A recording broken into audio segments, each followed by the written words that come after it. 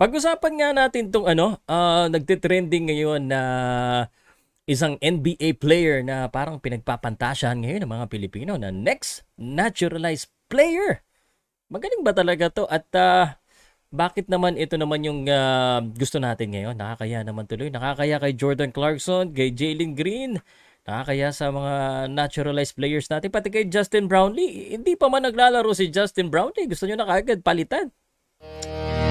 Powercast Sports. If you're new here, don't forget to subscribe and hit the notification bell.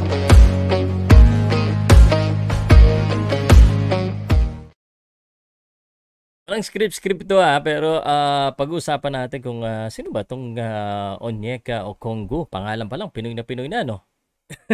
Hindi po, ano po yan, Nigerian national. So, checkin natin kung sino ba talaga itong bata na ito. Ito muna, no? 22 years old, 6'9" to. He's a power forward center, 22 years old, no? December 11, 2000 ang kanyang birthday. So, advance happy birthday. Round number 6 pick nung 2020. Bata pa lang, nasa NBA na siya, ibig sabihin. At ito yung mga balita, nakakasulat naman dito.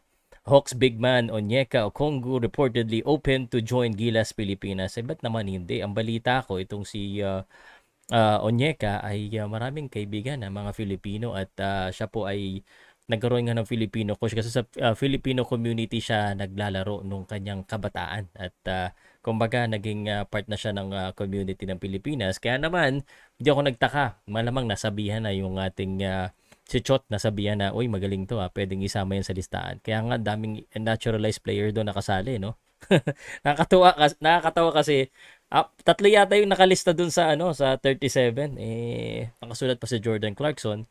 Nakasulat pa, yung mga NBA players, din na naman makakalaro yan sa Asian Games, So, anyway, that's beside the story. Hindi naman yun yung pag-uusapan natin ngayon. Pag-uusapan natin, kilalanan natin itong bata na ito. At gaano ba kagaling to? Ang napanood ko yung mga highlights, mahilig sa dunk, mahilig sa pick and roll at mukhang okay naman. Sa akin kasi bilang isang fan, napansin ko sa Gilas Pilipinas, I think dahil nga meron tayong mga malalaki, meron tayong 7'3", meron tayong Japet Aguilar which is parang kaparehas maglaro. Wala talaga tayong parang mahina pa rin tayo sa loob kasi yung mga kalaban natin naturally bigger and more athletic. Yung mga malalaki natin hindi kasing ganun kabilis. Tapos liability pa, no, sa kumbaga sa rebounding. Si Jun Marfardo, medyo hindi naman siya ganun kabata. Si Kai Soto, medyo kailangan pang magpalakas ng katawan kasi medyo natutulak-tulak pa. Pero may future, no? At least kasabay ni Kai Soto, parehong malaki. Pwede yan. Power forward center. Isipin mo na lang, Okongwu at saka Kai Soto. Nako, baka katakutan na tayo niyan. Pero AJ Edu, yan, AJ Edu, parang ganun. Maganda, sarang... pero may mga nagsasabi din na bakit naman yan? Okay naman si Jordan Clarkson. Okay sana si Jordan Clarkson sikat sa NBA at talagang dekalidad. Kaso yung laro niya sa FIBA World Cup, God bless him, ang ganda ng video highlights niya. Palaban naman siya sa FIBA World Cup pero hindi kasi maganda. Kaya tuloy yung mga Pilipino, alam mo naman, wala yata tayong hindi tayo faithful. Wala tayong loyalty. Nakakita lang tayo ng mas matangkad, mas mahaba at mas bata gusto niyo ng palitan. Kaya naman kay Jordan Clarkson. Jordan Clarkson, pasensya ka na. Itong tao kasi, ito na. Ang daming video talaga ngayon ni Onyeka Pagka-search mo, lahat ng mga basketball fan, yan ang pinag-uusapan Well, di natin sila masisi kasi gusto natin na mas lumupit, no? Anyway, pag-usapan natin, first team All-Pac, 2 times California Mr. Basketball, 2018 and 19. 6'8" nga lang siya dito. Pero 6'9" yan nakalista Tapos, ang kanyang season average, kita nyo ba? Lakayan ko ng konti para mas makita nyo. Yan. So, eto. 9.9 and 23 minutes lang siya. Nag-start na rin siya sa NBA. Hindi siya kasing level ni na Jordan Clarkson at saka ni Jalen Green na I think magiging superstar. Ba't di na lang si Jalen Green yung pilitin natin? No? Ayaw ba ni Jalen Green?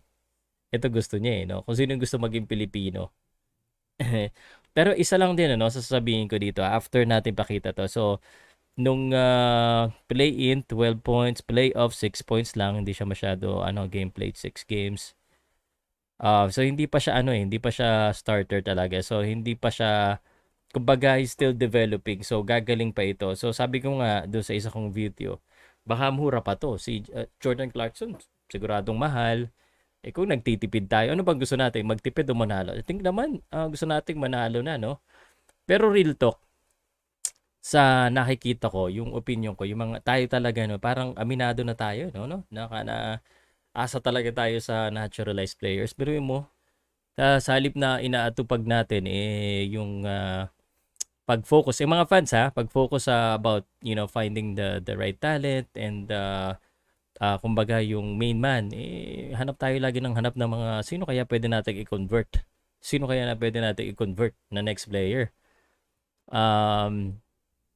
Sa aking pananaw, no, at bilang isang fan, I think what we need to focus on is finding the right system and talent internally. Meron naman eh. Kaya naman sana eh. Pero ito sa pakiramdam ko dito kay Onyeka Okongwu, pag siya ang kinuha natin, isang NBA player, ibig sabihin, hindi ito makakapag-practice. No? I assume na magpa-practice na tayo ngayon and we will have a longer, more consistent system. Kasi lagi na lang natin problema yung preparations. Ang tagal-tagal na nating alam yung laro, tapos kulang pa rin sa preparation, kalat-kalat pa rin. So, I think pwede tayong mag-benefit sa mga players na hindi po masyado ball dominant. Yung hindi mga ISO-ISO play. Yun lang ang problema natin. We need to identify, kumbaga, a player doon sa Gilas Pilipinas na gagawin nating main man talaga. Itong si Onyeka Okongwu, hindi to pwedeng maging main man. So, kung ang plano natin sa kanya ay gawin siyang parang main man, parang may isolation play, kumbaga kung kailangan natin ng puntos, ipapasa sa kanya, feeling ko hindi ganun yung laro niya eh. So, kung ganun din ang gagawin natin, Onyeka o Okongwu it will not be a good fit. Sabi nga, parang daklero, parang Japet Aguilar nung bata-bata si Japet Aguilar. Yung laro nito. Mas malakas lang, syempre naturally stronger. Yung gano'n ang gagawin natin, hindi siya bagay. Bagay talaga sa atin yung Jordan Clarkson or Justin Brownlee. Yung Jordan Clarkson na maging maganda yung field goal percentage will be yun talaga yung dream. Sa akin, depende sa mangyayari sa sistema natin, kung tayo po ay magkakaroon talaga ng consistent training, tingin ko pwedeng-pwede ito kung hindi siya yung gagawing main man.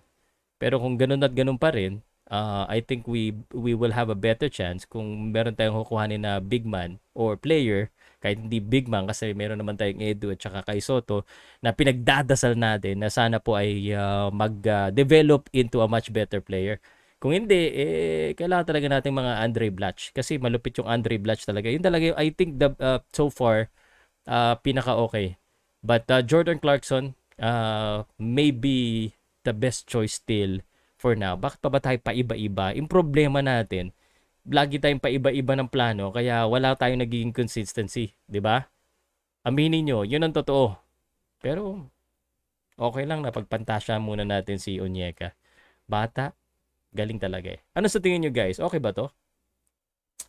Anyway, i-shoutout ko muna yung aking sponsor, Sports Plus PH.